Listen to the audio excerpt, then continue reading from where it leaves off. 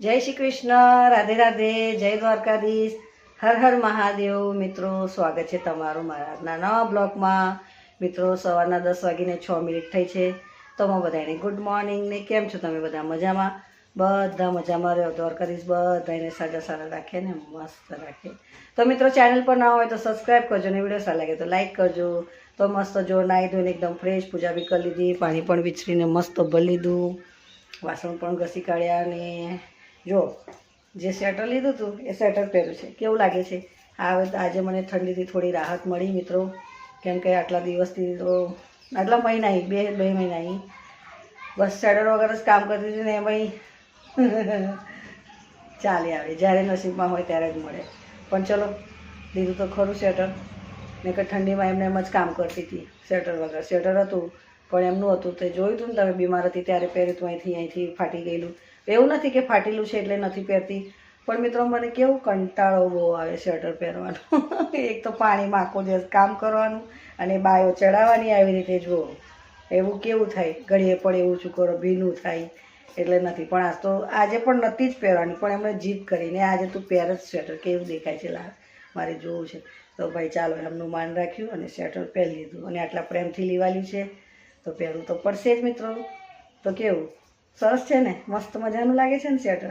તો ચાલો મિત્રો, હવે જમવા બનાવવાની શરૂઆત કરું છું. પણ શું કરું, આજ તો ખીચડી બનાવવી પડશે, કેમ કે લોટ નથી, દહીણું કરવાનું છે ઘઉંનું ને આજે પાછું એક વાત તો કહેવાની ભૂલી ગઈ.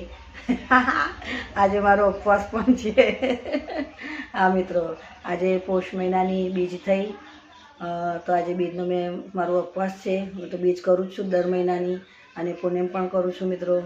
તો આજે મારો ઉપવાસ છે, તો ફરી પાછું 3 જણનું ખાવાનું બનાવવાનું છે. એવું નથી કે ખીચડી મૂકી દો, લોટ જ નથી. હવે દહીણું કરીશું, પછી મૂકી આવીશું, ઘંટીએ દરે જશે તો સાંજે રોટલા બનાવીશ થોડા. પણ અત્યારે તો ખીચડી જ બનાવવી પડશે, કેમ કે કોઈ ઓપ્શન જ નથી. તો ચાલો, આવું ચોખા બોખા વેણીને એક બાજુ ખીચડી બનાવી દઉં ને એક બાજુ શાક બનાવી દઉં એ 3 જણની માટે. તો ચાલો મિત્રો, વિડીયોમાં બન્યા રહેજો. વિડીયો સારો લાગે તો લાઈક કરજો અને સબસ્ક્રાઈબ કરજો, કોમેન્ટ કરજો. ને સરસ મજાની કાલે એક મને કોમેન્ટ આવી હતી, તો બેન તમારો ખૂબ ખૂબ આભાર, મને આટલો પ્રેમથી કોમેન્ટ કરી અને મારી વિડીયો તમે જુઓ છો. તમારો ખૂબ આભાર. બસ આવી રીતે જ સપોર્ટ કરતા રહેજો, પ્રેમ આપતા રહેજો. તમે પણ આગળ વધો ને અમે પણ આગળ વધીએ. દ્વારકાધીશ બધાને મસ્ત રાખે ને બધા સ્વસ્થ મસ્ત રહે અને ખુશ રહે બધા. બસ દ્વારકાધીશની મારી એ જ પ્રાર્થના છે કે પ્રભુજી બધાને સાજા સારા રાખજો ને મસ્ત રાખજો. તો ચાલો મિત્રો, વિડીયોમાં બન્યા રહેજો.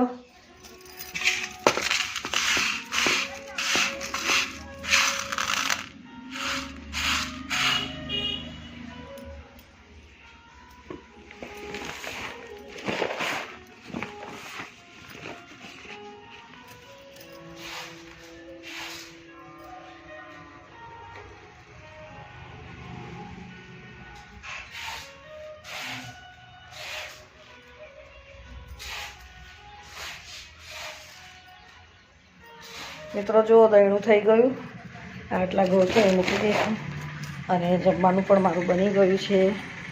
તો જો એક કુકરમાં ખીચડી બનાવી દીધી, અને એક કુકરમાં ડુંગળી બટાકાનું શાક. જોઈ લો, જમવાનું પણ એક સાઈડ બનાવ્યું અને એક સાઈડ દહીણું પણ કર્યું, એટલે બંને કામ સાથે થઈ ગયા.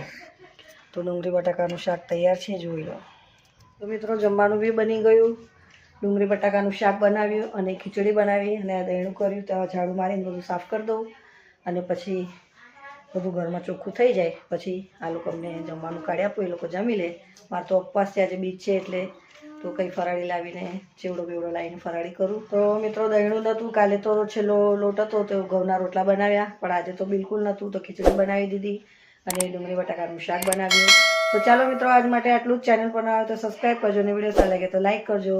તો મળે નવા બ્લોગમાં. જય શ્રી કૃષ્ણ, રાધે રાધે, જય દ્વારકાધીશ, હર હર મહાદેવ. બાય બધાને.